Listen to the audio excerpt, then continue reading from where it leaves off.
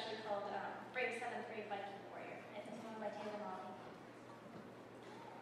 Have you ever seen a Viking ship made out of popsicle sticks and balsa wood, coils of brown thread for ropes, 16 oars made out of chopsticks, and a red and yellow sail made from a ripped piece of a little baby brother's footy pajamas?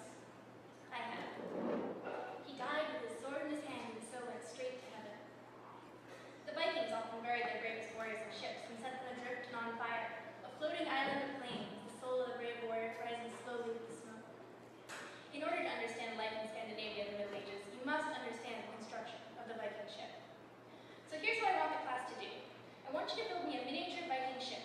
You have a month to complete this assignment. You can use whatever materials you want, but you must all work together, like warriors. These are the projects that I'm known for as a history teacher, like the Greek Shield Project, or the Marshmallow Catapult Project, or the Medieval Castle of Chocolate Cake. Actually, that one was a disaster. But there was the Egyptian Pyramid Project. Have you ever seen a family of four standing around a card table after dinner, each one holding one triangular side of a miniature cardboard Egyptian pyramid until the glue finally dried? I haven't either, but Mrs. Steinberg said it took 90 minutes, and even with the little brother on one side saying, "This is a stupid pyramid, Tony. If I get Mr. Molly next year, my pyramid will be designed in such a way that it will not necessitate us standing here for 90 minutes while the glue dries." And Tony on the other side saying, shut up, you idiot. If you let go before the glue dries, I will disembowel you with your Sony PlayStation." It was the best family time they'd spent together since Hanukkah. He died with his sword in his hand and so went straight to heaven. Mr. Molly, if that's true, that if you died with your sword in your hand, you'd go straight to Valhalla, then if you were like an old Viking, and you were about to die of old age, could you keep your sword right by your bed so if you ever felt like, "I think I might die of old age," you could reach out and grab it? If I were a Viking god, I don't think I would fall for that.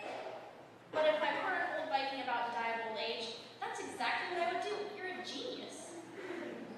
He died with his sword in his hand and so went straight to heaven. Tony Steinberg had been missing from school for 6 weeks when we finally found out what was wrong. And the 12 boys left whispered the name of the disease, as if you could catch it from saying it too loud. We'd been warned. The middle school head had come to class and said Tony was coming to school on Friday. But he's had a rough time. The medication he's taking has made all his hair fall out. So nobody stared, nobody pointed, nobody laughed. I always said I liked teaching in a private school because I could talk about God and not be breaking the law. And I sure talk about God a lot. Yes, in history, of course, it's easy. Even the Egyptian Pyramid Project is essentially a spiritual exercise. But how can you teach math and not believe in a God of perfect points and planes, surrounded by right angles and archangels of varying degrees? Such a God would not give cancer to 7th grade boys. It wouldn't make his hair fall out from the hair. Totally bald in a jacket and tie on Friday morning. And I don't just mean Tony Steinberg. Not one single boy in my class had hair that day. The other 12 had all shaved their heads in solidarity. Have you ever seen 13 bald-headed 7th grade boys, all pointing at each other, all staring, all laughing? I have, and it's a beautiful sight. And almost as striking as 12 boys 6 weeks later, now with crew cuts on a Saturday morning, standing outside the synagogue with heads bowed, holding hands, and standing in a circle around the smoldering remains of a miniature